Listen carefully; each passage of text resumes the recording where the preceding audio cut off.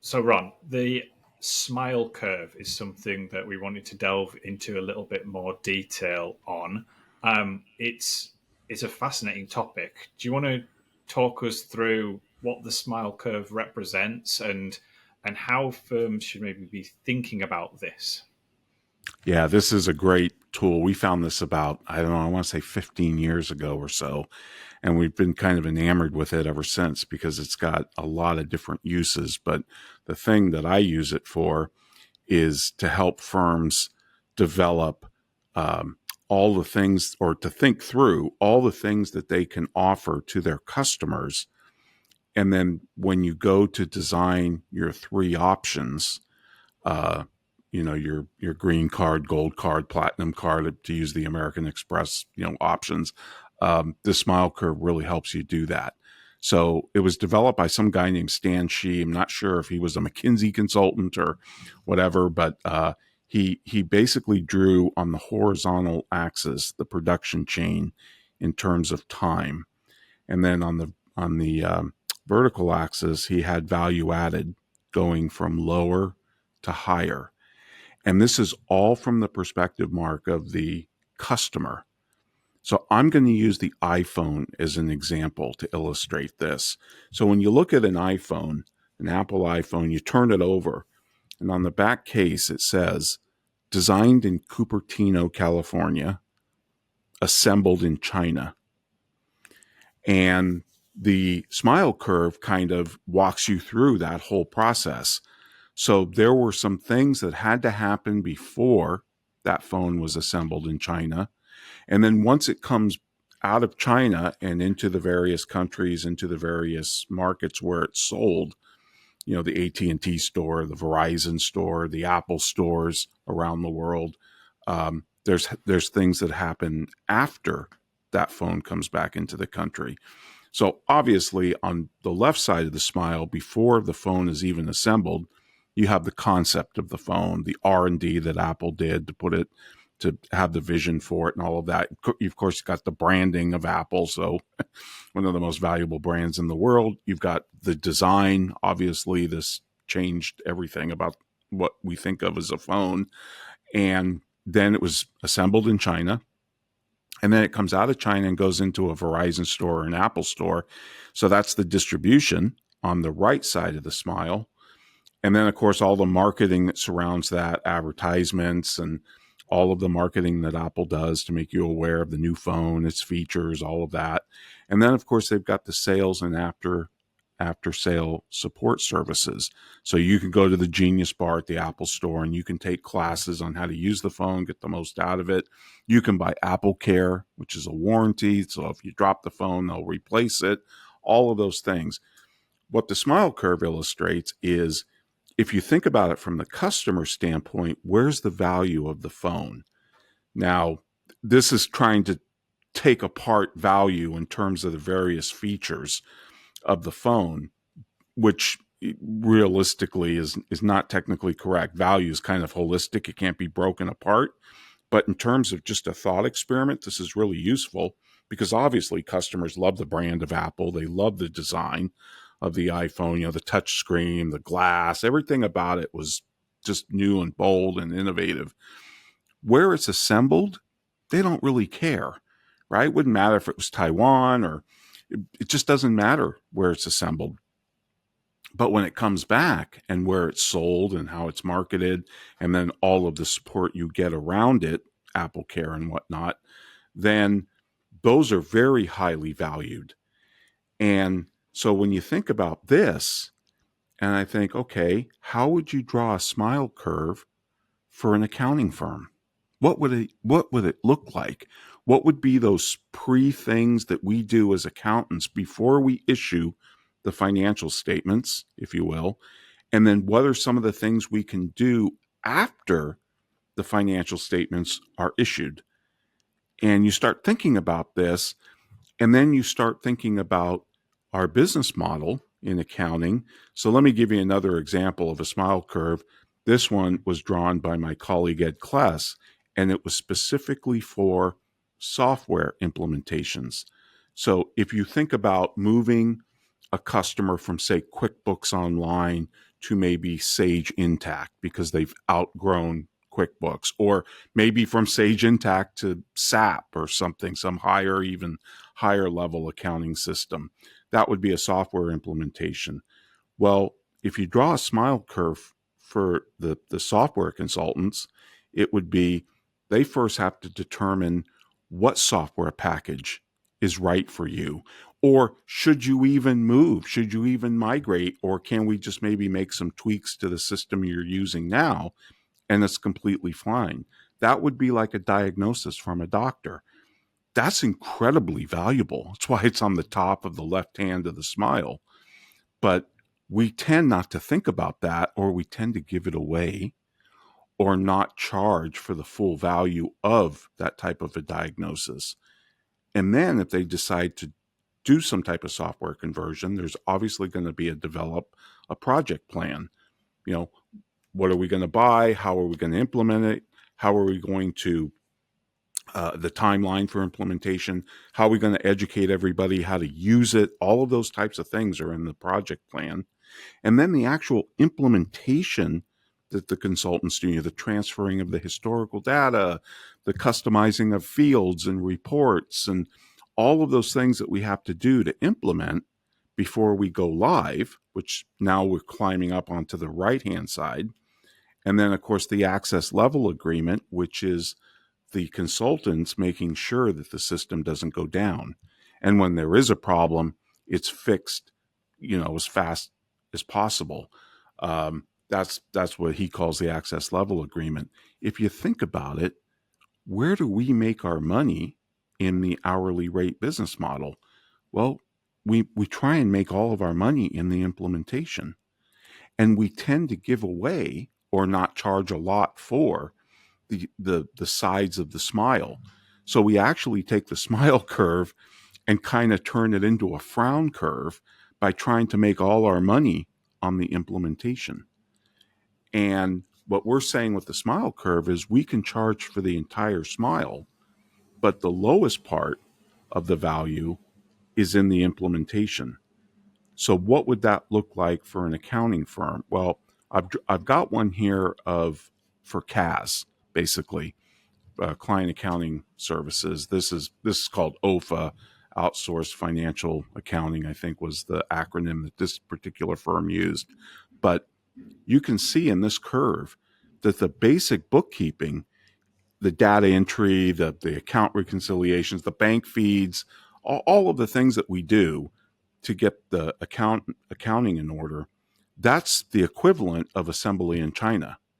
It's the sides of that, it's the sides of the smile where all the value is. So if this was a startup customer, for instance, some of the things you might help them go through even before you get to the accounting system and the bookkeeping and the accounting is you might help them register for all of the tax, licenses and ID numbers and all of that. You might help them with workers' comp or incorporation. What type of entity should they be?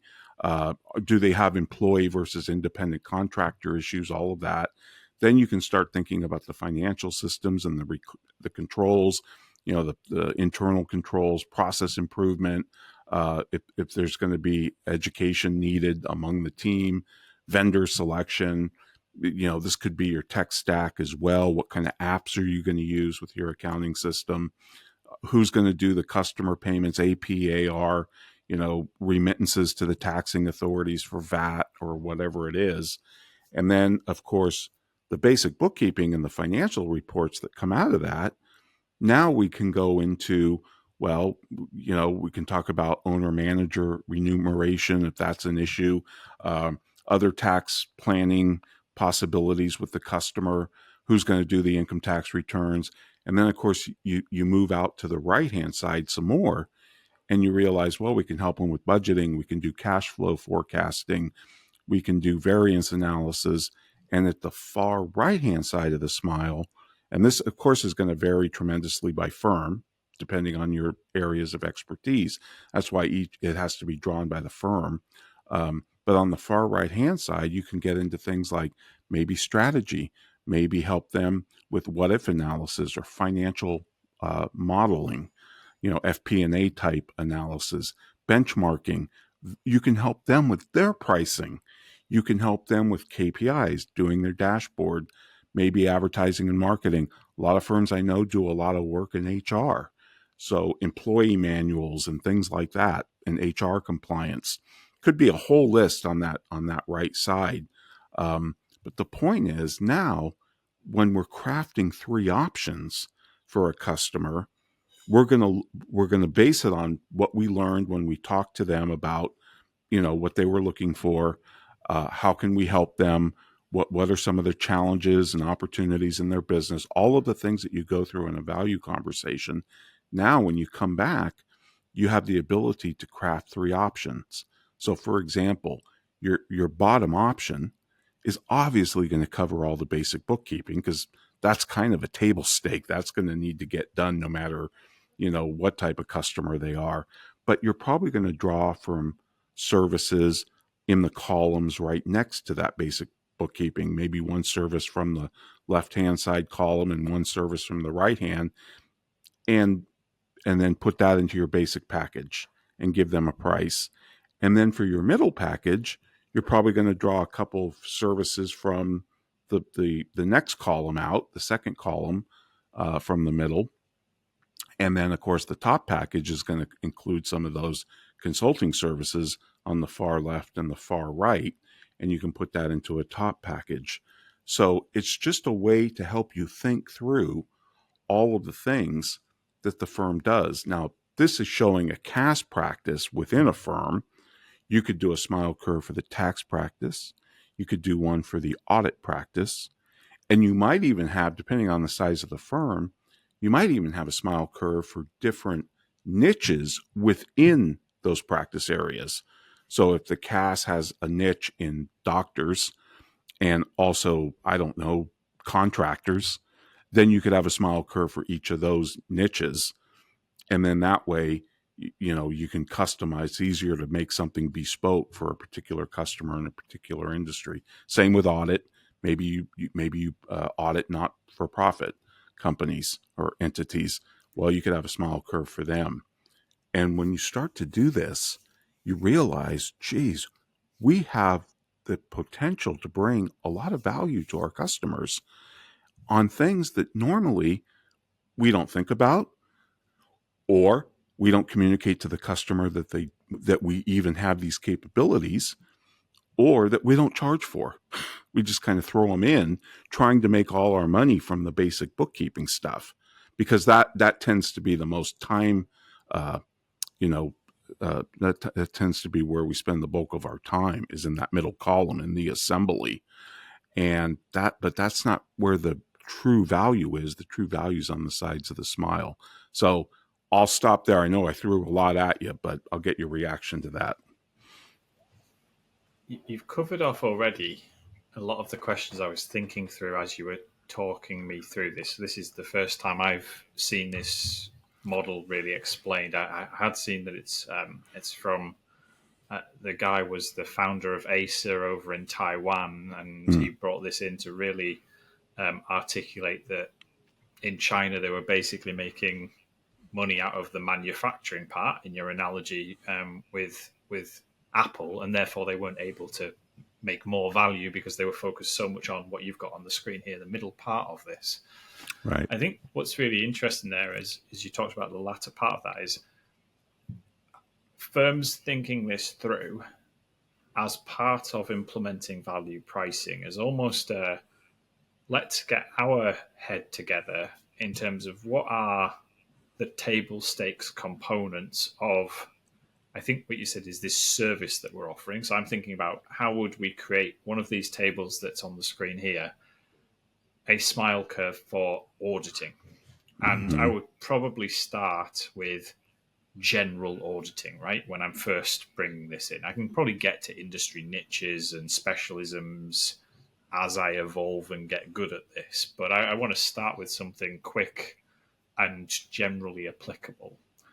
And what I think we're saying is we're almost getting ourselves in a room to try and more clearly articulate what actually is, particularly in an audit, what is required for a compliant audit, Well, that's in the middle, right?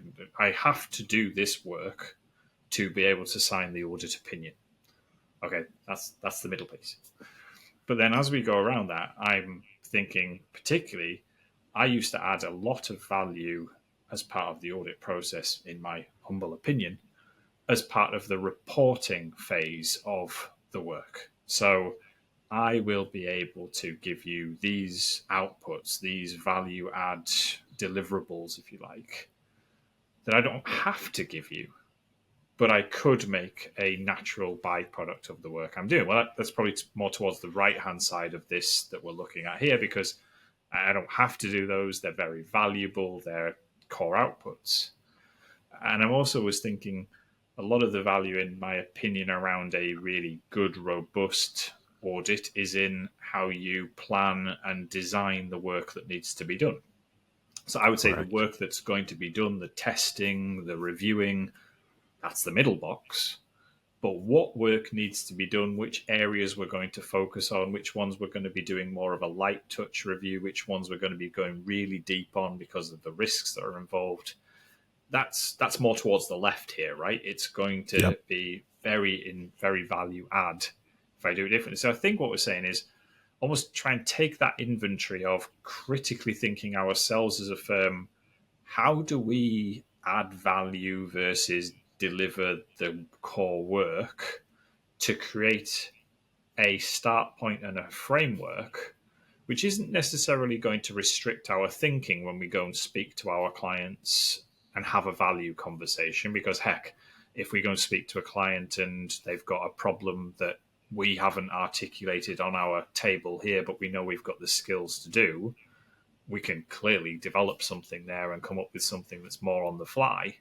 But this gives us a little bit clearer framework to think about: A, what are we able to do as part of the audit process that adds value, and B, where does it kind of sit in terms of is it more towards the middle or more towards the end of this table? And that probably then leads us towards, is that going to therefore be more at the entry level box of the three boxes that we've developed, or more at the premium end of those three boxes because it's in the greater extremities? Have I understood that correctly, Ron, or would you add to that in terms of the way I'm thinking about implementing this? Yeah, no, I think that's a really good overview. And the way I kind of think about it too, Mark, is be, before you even get to that middle column, like you said, there's a lot of planning around the audit. Who's going to do the PBCs? Who's going to do all the stuff that we have to do to get just ready for the auditors to come out? Is that going to be done by us? Is that going to be done by the customer?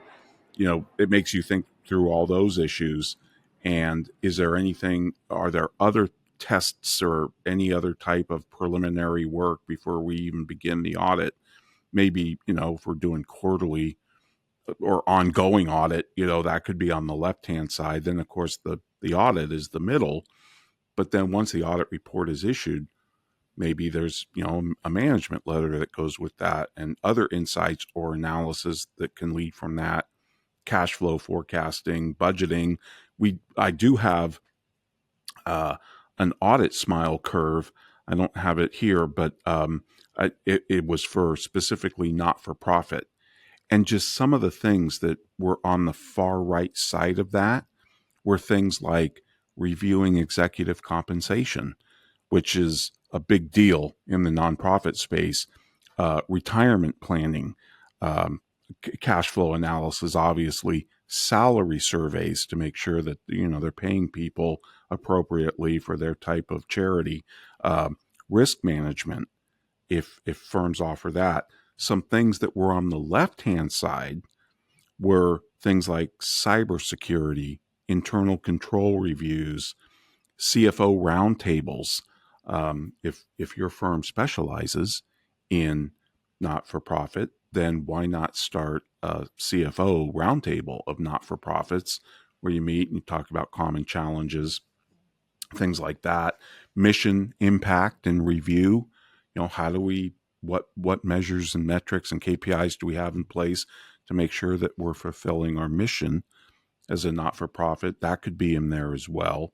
So there's all sorts of things that we do pre and post audit on an ongoing, because obviously it cycles through a year, but it just makes you think about everything that we bring to the table. And when we did this for the nonprofit audit group, they spent 4 hours with this exercise, and we got a massive smile curve out of it. And then, we just kept adding smile curves for each practice of this firm, and we had a global smile curve. So any customer that came to us, no matter how many practice groups they were involved with, maybe we did their tax return and their audit, maybe we did some consulting, we could always bring to bear all of our offerings and customize 3 options for them. It just made life much easier. And the first one you showed obviously showed from left to right, much more a sequential process end to end in terms of the timeline for a manufacturing of a good effectively. Do we need to think about this smile curve as a left to right sequence, Ron, as we're thinking about, I think as I look at this, the execution of the audit testing, the field work, whatever terminology you want to use, that feels like that's squarely that manufacturing box at the bottom, right? It's Mm-hmm. does the client care how we actually get the work done? Probably not, other than the fact it can be, done badly. It can be quite disruptive to them.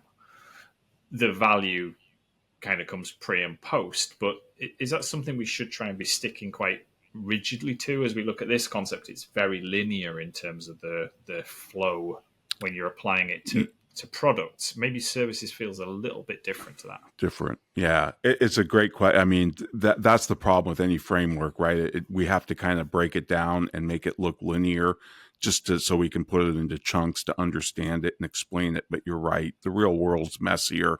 You might have things that, you think would be post audit, but they're actually pre audit, vice versa. And since it's ongoing, assuming, you're doing the audit every year, then you're probably touching this work, even during the audit. Maybe somebody from the consulting group is doing some of the analysis while the people are out there in the field doing the audit. Maybe the tax people start the tax return, when the auditors are out there as well. So it can be kind of jumbled and messy in the real world for sure. I'm not so hung up on what you put in the middle, the manufacturing, the actual work, the actual accounting, auditing, CAS work, bookkeeping, accounting, paying bills, all of that. That's clearly in the middle. That's clearly the manufacturing component. I'm more interested in the stuff you can come up with on the sides of the smile, because that's where we it's called a halo effect. If we put some of those services from the sides of the smile into our options, because they're perceived as higher value, again, by the customer, then it can push our price up because it's perceived as being more valuable. And that's what I'm interested in. I like that because as I'm thinking this through, I'm thinking to apply it in audit. I don't think audit is quite as linear, or even just when we're pricing the customer or the client, it's maybe going to be quite as clean. But in essence, what we're really trying to do is work out what's the kind of the grunt work, if you want to use that term. What's the kind of the table stakes, nuts and bolts.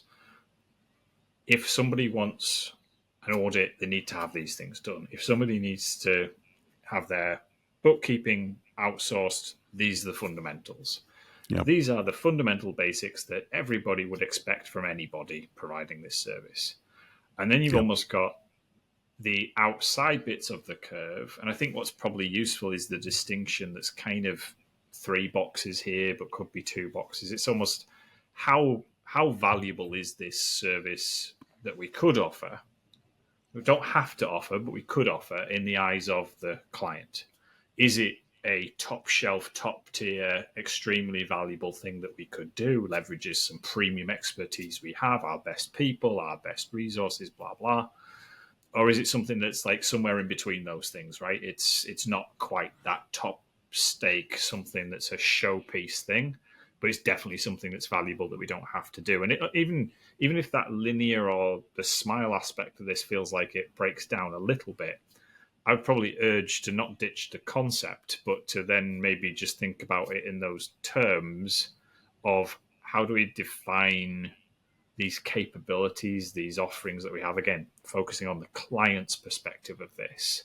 And how can we then Right. use that to help as a framework as we're developing the three box pricing, which again, we shouldn't be looking at this and then going, how do we match this to the client? It should be, we've gone and spoken to the client.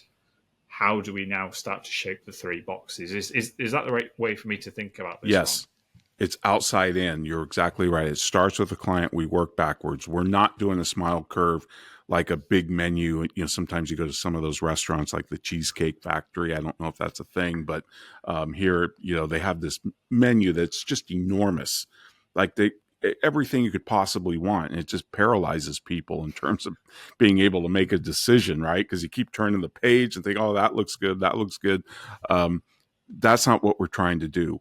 We're trying to learn as much as we can about what the client needs and wants, and then come back to the smile curve and say, okay, which one of these offerings do we think would fit? And in which tier of the pricing will they fit into?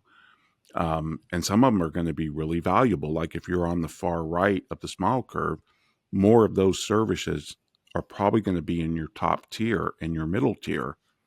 The bottom tier, like you said, Mark, is going to be more of the table stakes, the basic bookkeeping, maybe one or two services from the other columns.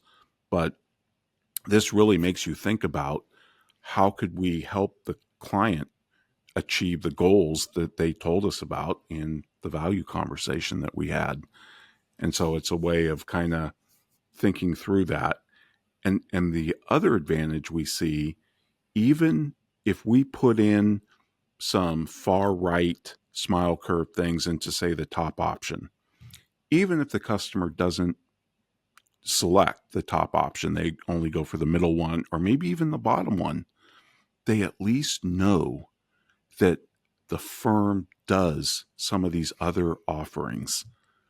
And that way we don't have to have that situation where you look at their income statement and you see consulting expense, for example, and you ask them, what was this for? And they said, well, we hired so-and-so to come in and do this. And we say, we could have done that.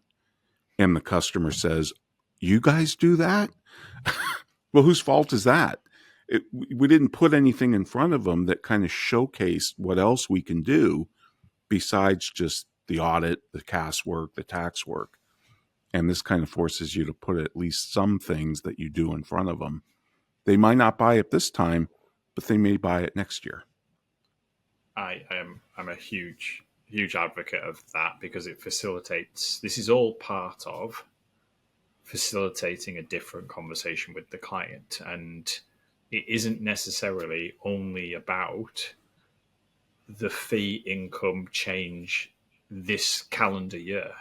This is setting the table out for a shift in the relationship from you being viewed as potentially a provider of a rudimentary compliance service to them to be somebody who you're constantly introducing through conversation, through proposals, through other interactions, that you have broader capabilities that are available and that you would love to support them on.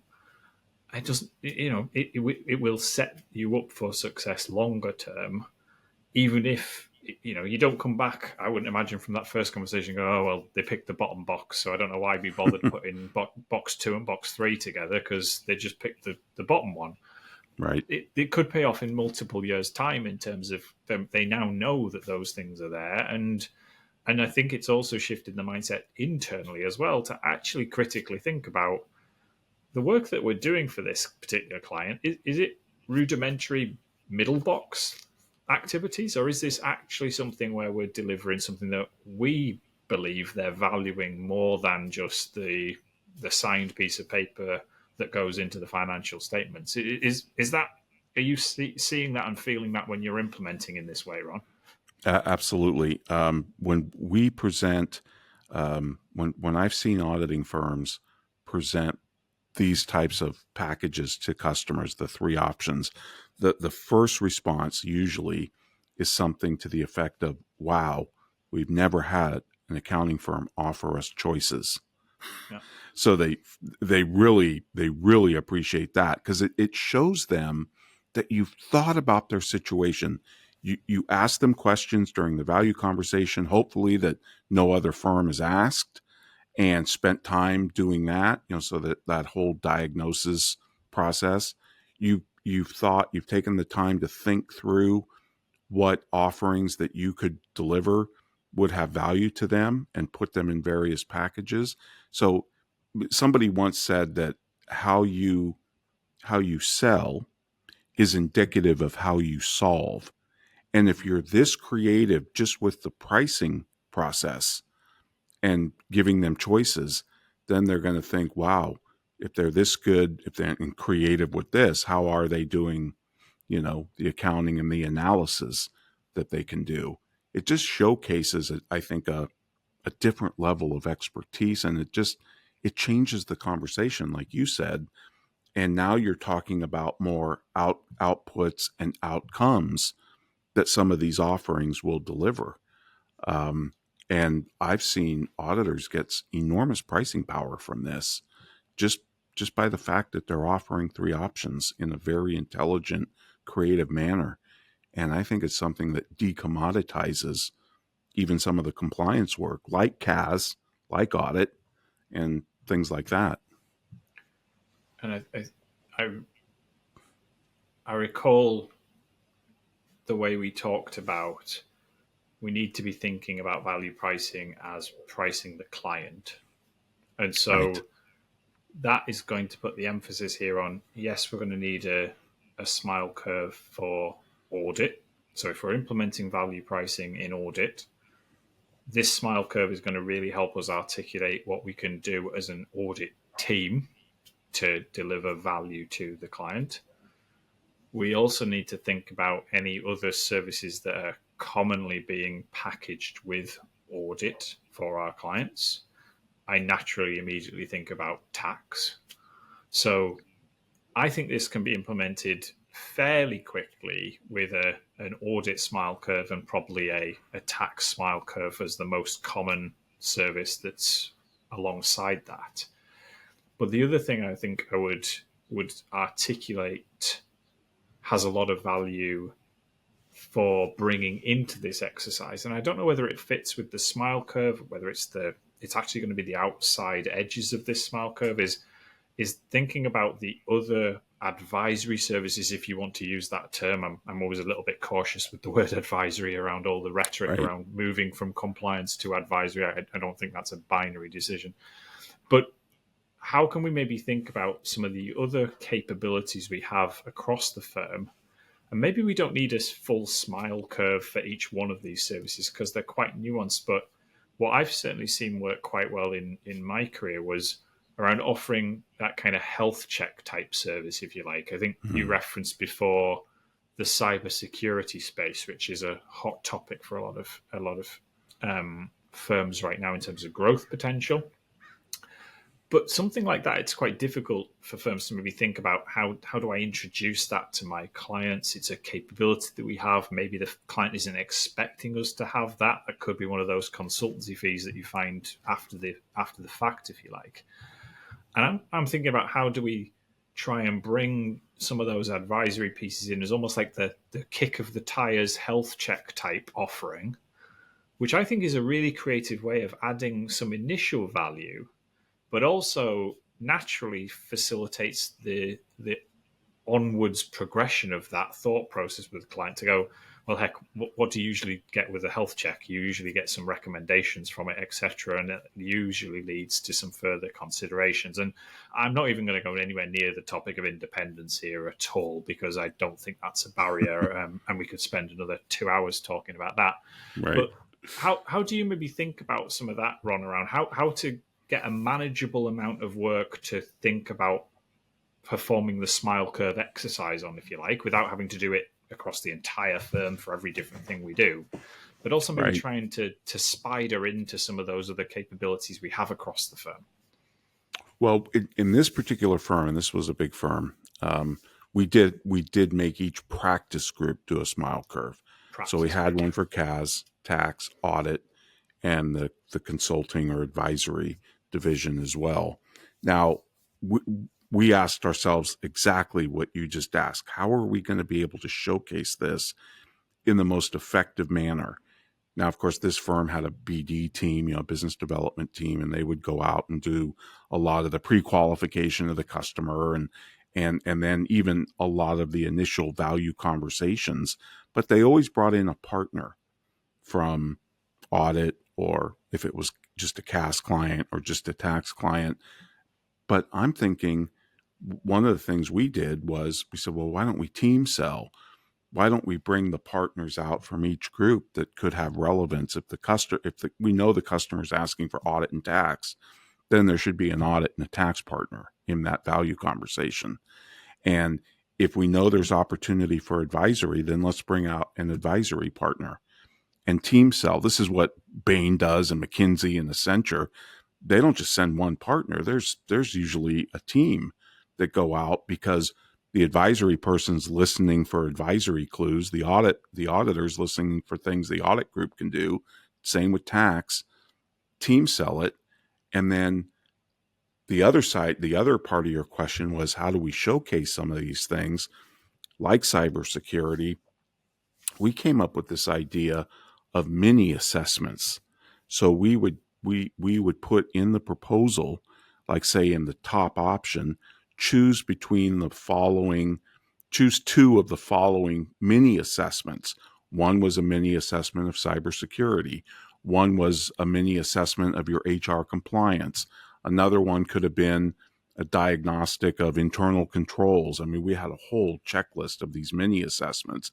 They weren't full blown consulting engagements, but they did get us in there. We could probe around and reveal what we found. And then usually that led to more advisory services being purchased by the customer. So it was a really effective way to showcase. And I think team selling can really have a big impact on being able to uncover those things. Because if you send at least two partners out, one's going to pick up on things that the other one didn't, and vice versa. And they're going to be able to craft a more creative and bespoke option for the customer. And I think that the client is going to massively appreciate the firm's investment in that meeting. Two Yep. partners, three partners, senior people coming and listening to them.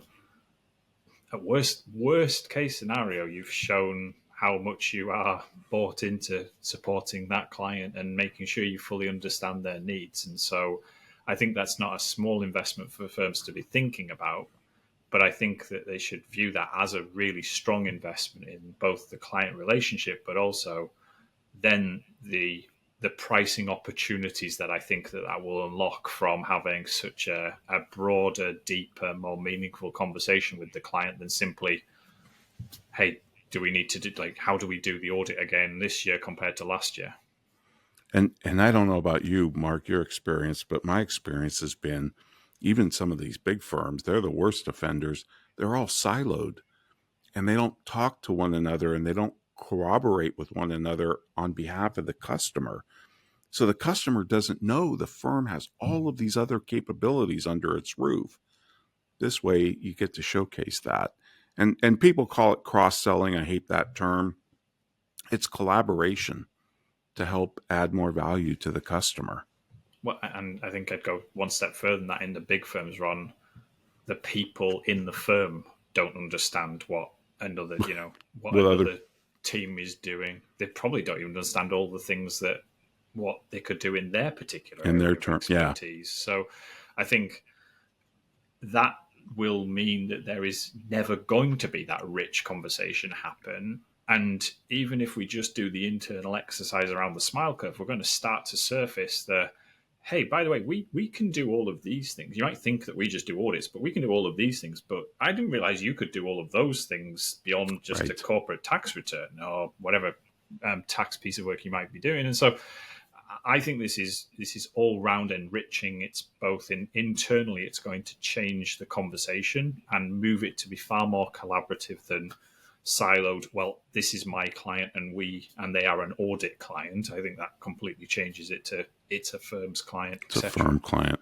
Yeah. And this then is going to make people feel more comfortable going and having that because if you don't even know what's going on in your firm and what you can do, that conversation to go and talk to the client about all of the things that they would want in their dream house, to use your analogy, it's going to feel pretty scary if I've got to come back and work out, do we do anything in these particular areas? Like, do we know what this guy's talking about in terms of what we could do?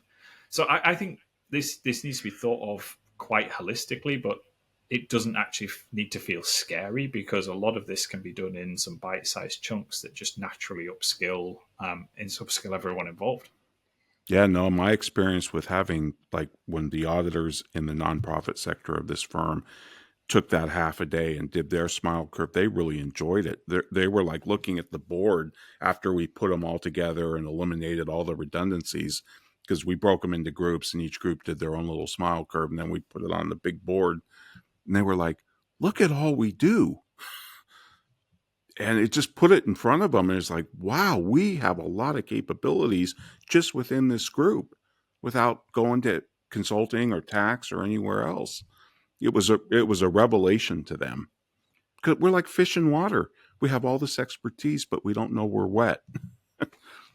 Ron, this has been another fantastic conversation. Thank you for talking us through this part of value pricing. I think there's been some real nuggets here for people to pick up on and would really help as they start to think about how they might be able to implement these concepts. So thank you for digging deeper on this particular part of the topic. Oh, you're welcome, Mark. Thanks for having me.